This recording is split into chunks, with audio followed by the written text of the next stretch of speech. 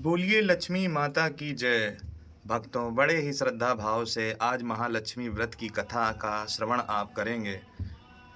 तो भक्तों, महालक्ष्मी का व्रत भाद्रपद के शुक्ल पक्ष की अष्टमी को आरंभ करके आश्विन मास के कृष्ण पक्ष की अष्टमी को समापन किया जाता है। इस व्रत की कहानी यह है कि एक समय महर्षि द्वैपायन व्यास जी हस्तिनापुर आए। उनका आगमन सुन समस्त राजकुल के कर्मचारी महाराज भीष्म सहित उनका आदर सम्मान कर राजमहल में ले आए। व्यास जी को स्वर्ण के सिंहासन पर विराजमान कर अर्ध पाद्य आचमन से उनका पूजन किया।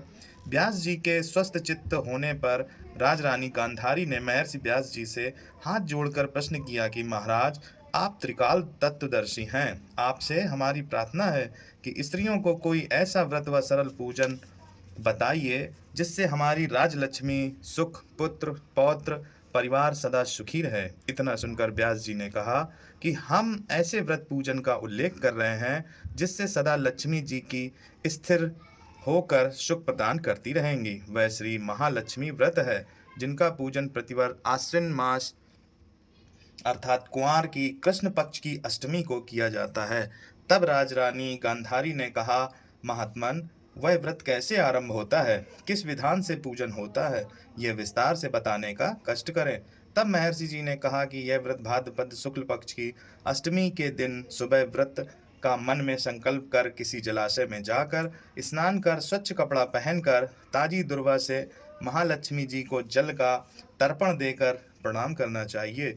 फिर घर आकर शुद्ध 16 धागों का एक गंड माला बनाकर प्रतिदिन एक गांठ लगानी चाहिए। इस प्रकार 16 दिन का 16 गांठ का एक गंडा तैयार कर अश्विन मास की कृष्ण पक्ष की अष्टमी को व्रत रखकर मंडप बनाकर चंदावा तानकर उसके नीचे माटी के हाथी पर महालक्ष्मी की मूर्ति स्थापित कर तरह तरह की पुष्प मालाओं से लक्ष्मी जी व हाथी का पूजन करके कई पकवान सुवासित पदार्थों का नैवेद्य समर्पण करें। और श्रद्धा सहित माँ लक्ष्मी व्रत करने से आप लोगों की राजलक्ष्मी सदा स्थिर रहेगी।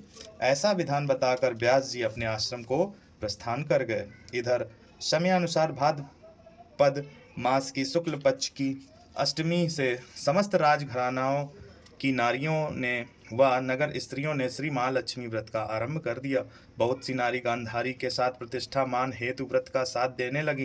कुछ नारी माता कुंती के साथ भी व्रत का आरंभ करने लगी, पर गांधारी जी द्वारा कुछ द्वेष भाव होने लगा। ऐसा होते होते 15 दिन व्रत के समाप्त होकर 16वां दिन आश्विन कृष्ण पक्ष की अष्टमी का आ गया।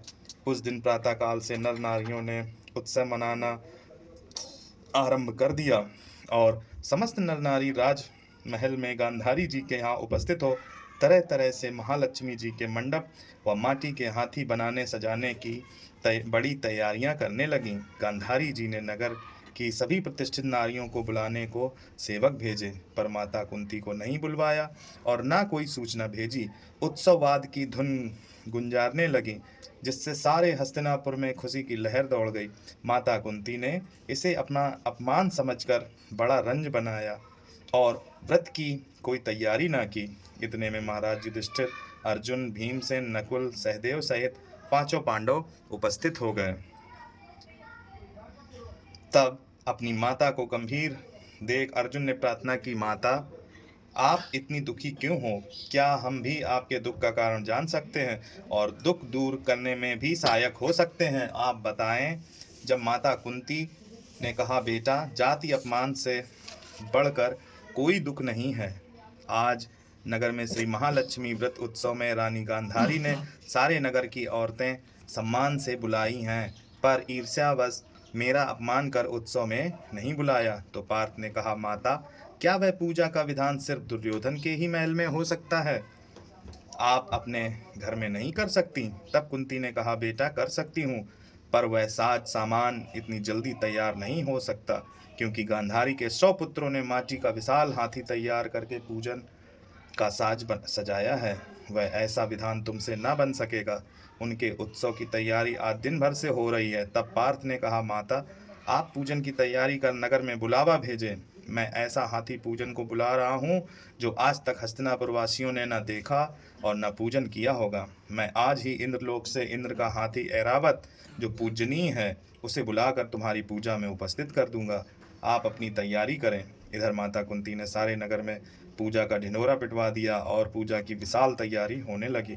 तब अर्जुन ने सुरपति को ऐरावत भेजने का पत्र लिखा और एक दिव्य बाण में बांधकर धनुष पर रखकर देवलोक इंद्र की सभा में फेंका। इंद्र ने बाण से पत्र निकालकर पढ़ा तो आश्चर्य से अर्जुन को लिखा कि हे पांडु कुमार, ऐरावत भेज तो दूंगा, पर वह इतनी जल्दी स्वर्ग से कैसे उतर सकता है? तुम इसका उत्तर शीघ्र लिखो। पत्र पाकर अर्जुन ने पत्र में बाणों का रास्ता बनाकर हाथी उतारने की प्रार्थना लिखकर वापस कर दिया। इंद्र ने मातली सारथी को आज्ञा दी कि हाथी को पूर्ण रूप से सजाकर हस्तिनापुर में उतारने का प्रबंध करो। महावत ने तरह तरह से साज सामान से ऐरावत को सजाया। देवलोक की अंबर झूल डाली गई, सुवर्ण की पालकी रत्न जड़ित कलशों से बांधी गई, माथे पर रत्न जड़ित जाली सजाई गई, पैरों में घुंघरू सुवर्ण मणियों की बांधी गई, जिनकी चकाचौंध पर मानव जाति की आंखें नहीं ठहर सकती थीं। इधर सारे नगर में धूम हुई कि कुंती माता के घर सजीव इंद्र का ऐरावत बाणों के रास्ते स्वर्ग से उतार कर पूजा जाएगा। सारे नगर के नर नारी बालक और वृद्धों की भीड़ ऐरावत को देखने एकत्र होने लगी। गांधारी के राजमहल में भी इस बात की चर्चा की बड़ी पहल मच गई। नगर की नारियां पूजन थाली लेकर भागने लगीं और माता कुंती के महल में उपस्थित होने लगीं। देखते ही देखते सारा महल पूजा करने वाली नारियों के से ठसाठस भर गया। सारे नगरवासी ऐरावत के दर्शन को गली सड़क महल अटारियों पर एकत्र हो गए। माता कुंती ने ऐरावत को खड़ा करने हेतु रंग बिरंगे चौक को पुरवाकर नवीन रेशमी वस्त्र बिछवा दिया। हस्तिनापुरवासी तरह तरह की स्वागत की तैयारी में फूल माला अबीर केसर हाथों में लेकर पंक्तिबद्ध खड़े थे। इधर इंद्र की आज्ञा पाकर ऐरावत स्वर्ग से बाणों के बनाए रास्ते से धीरे धीरे आकाश मार्ग से उतरने लगा, जिसके आभूषणों की आवाज नगरवासियों को आने लगी। ऐरावत के दर्शन के लिए नर नारियों ने जय जयकार के नारे लगाना आरंभ किया। सायंकाल होते ही ऐरावत माता कुंती के महल के चौक में उतर गया। तब समस्त नर नारियों ने पुष्पमाला अबीर केसर आदि को चढ़ाकर ऐरावत का स्वागत किया। महाराज धौम्य पुरोहित द्वारा ऐरावत पर महालक्ष्मी जी की मूर्ति स्थापित करके वेद मंत्रों द्वारा पूजा की गई। नगरवासियों ने भी महालक्ष्मी पूजा का स्वागत करके ऐरावत की पूजा की। फिर तरह तरह के मेवा पकवान ऐरावत को खिलाए गए।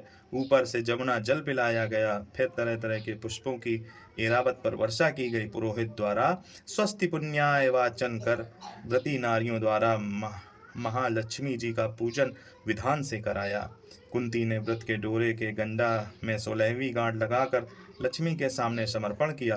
ब्राह्मणों को पकवान मेवा मिठाई देकर भोजन की व्यवस्था की गई। तब वस्त्र द्रव्य सुवर्ण अन्य आभूषण देकर ब्राह्मणों को संतुष्ट किया।